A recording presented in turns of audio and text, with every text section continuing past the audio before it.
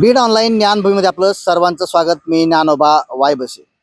गेल्या 4 दिवसापासून केज तालुक्यातील टाकळी फाटा या ठिकाणी जी काही मारहाण झाली त्या मारहाणीमध्ये विलास घुले नामक तरुणाचा मारहाणीमध्ये गंभीर जखमी होऊन मृत्यू झाला. ही घटना 4 दिवसापूर्वी घडली आहे.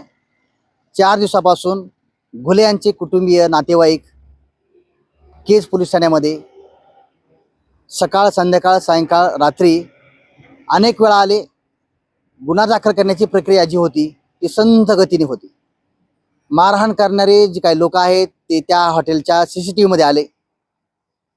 त्यानंतर 9 जणांच्या विरोधामध्ये केज पोलीस ठाण्यात गुन्हा दाखल झाला.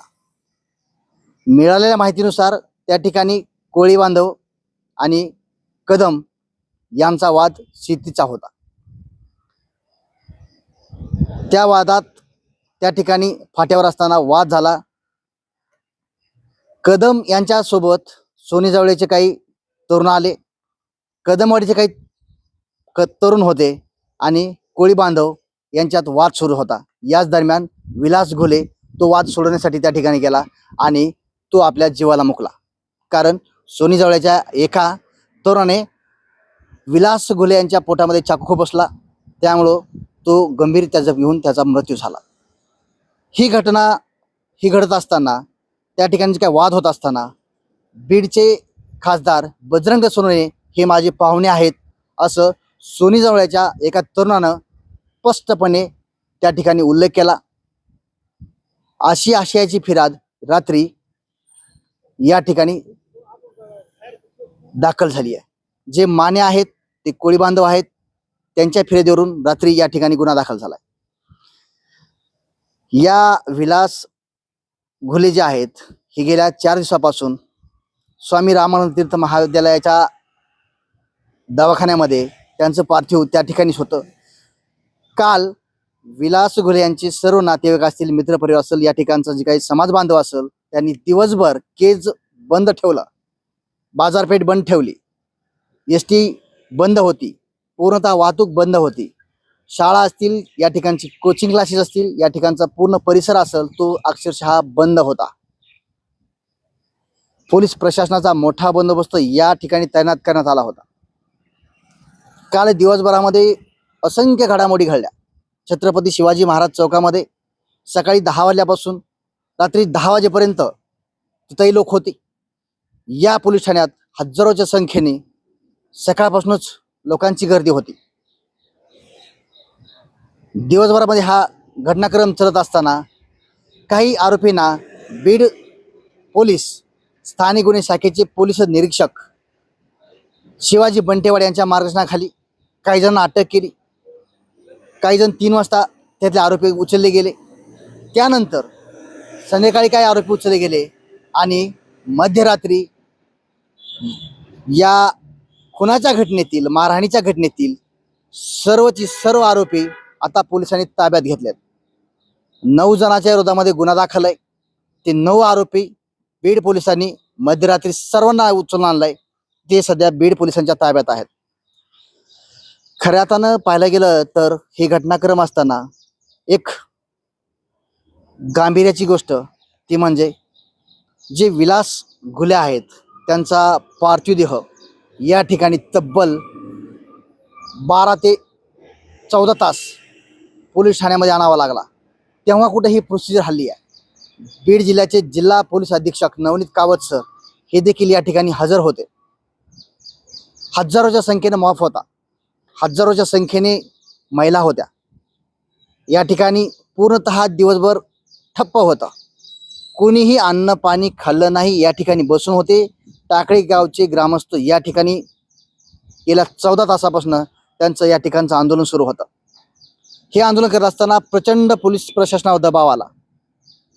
पोलिसांनी सर्व आरोपींच्या मुसक्या आवळल्या. हे घटनाक्रम घडत असताना राज्यामध्ये सध्या पावसाळी अधिवेशन सुरू आहे. अध्यक्षांच्या समोर बीडचे जिल्ह्यातील जे काही आमदार आहेत, केज विधानसभा मतदारसंघाच्या आमदार नमिताताई मुदळा, त्याचबरोबर परळीचे आमदार धनंजय मुंडे यांनी अधिवेशनामध्ये लक्षवेधी केली. याच प्रश्नाला धरून अध्यक्षांना प्रश्नोत्तरित केले. त्याच वेळेस मात्र गृहविभाग हल्ला. गृहविभाग हल्ल्यानंतर जिल्हा पोलीस अधीक्षक असतील, या ठिकाणचे विशेष पोलीस महानिरीक्षक, त्यांना बीडमध्ये यावं लागलं, बीड जिल्ह्यात यावं लागलं. या ठिकाणची परिस्थिती पाहावी लागली. त्यानंतर योग्य ते सूत्र हलवत रात्री बीड पोलिसांनी सर्व आरोपींना अटक केली आहे. आता मध्यरात्री 12च्या नंतर विलास घुले यांचा पार्थिव देह याच पोलीस ठाण्यामधून गावी घेऊन गेले आणि त्यांच्यावर मध्यरात्री अंत्यसंस्कार करण्यात आले. ही घटना घडत असताना प्रचंड मनाला वेदना देणाऱ्या होत्या. प्रचंड संताप होता. प्रचंड लोक रागात होते. कारण एक उमदा तरुण गेलाय. बीडमध्ये होतंय कसं, किरकोळ वाद आणि वादाचं रूपांतर मोठं आणि नंतर नको त्या घटना घडतायत. त्यामुळं बीड पोलिसांनी विशेष लक्ष देत, कायदा हा सर्वांसाठी आहे, कोणीही मोठा नाही, कोणीही छोटा नाही, मात्र कायद्याच्या पुढं कोणीही मोठा नाही, अशीच परिस्थिती जर राखली तरच पोलीस प्रशासनाचा वचक बीड जिल्ह्यातल्या या जनतेवर असणार आहे. जेणेकरून समाजामध्ये होत असणाऱ्या सर्व घटना अबाधित ठेवण्यासाठी, लोकांची सुरक्षा करण्यासाठी पोलिसांना पुन्हा एकदा स्वच्छ प्रतिमेनं काम करावं लागणार आहे. जेणेकरून लोकांना विश्वास द्यावा लागणार आहे की पोलीस हे नागरिकांच्या सुरक्षेसाठी आहेत. काल तसं या पोलीस ठाण्याच्या पोलीस निरीक्षकाकडून त्यांच्या वागण्यातून, त्यांच्या बोलण्यातून, त्यांच्या हालचालीवरून जाणवलं नाही. कारण छत्रपती शिवाजी महाराज चौक परिसरामध्ये प्रचंड मोठ्या प्रमाणावर जी काही लोक आले होते, त्या लोकांना त्यांना सांभाळता आलं नाही. त्या ठिकाणचा परिसर पाहता त्यांना सुरक्षा करता आली नाही. कारण अनेकांच्या अडचणी होत्या, अनेकांना प्रसंगाला तोंड द्यावं लागलं. असंख्य अडचणी असताना त्यांना कुठल्याही अडचणी सोडवता आल्या नाहीत. काल दिवसभर या ठिकाणी लोकांनी पाहिलं.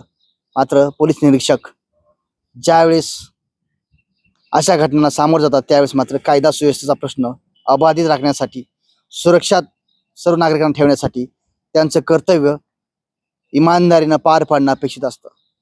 मात्र या ठिकाणी तसं झालं नाही. त्यामुळंच जिल्हा पोलीस अधीक्षक आणि बाहेरच्या संपूर्ण परिसरातील प्रत्येक पोलीस ठाण्याचे पोलीस निरीक्षक, कर्मचारी यांना या ठिकाणी यावं लागलं.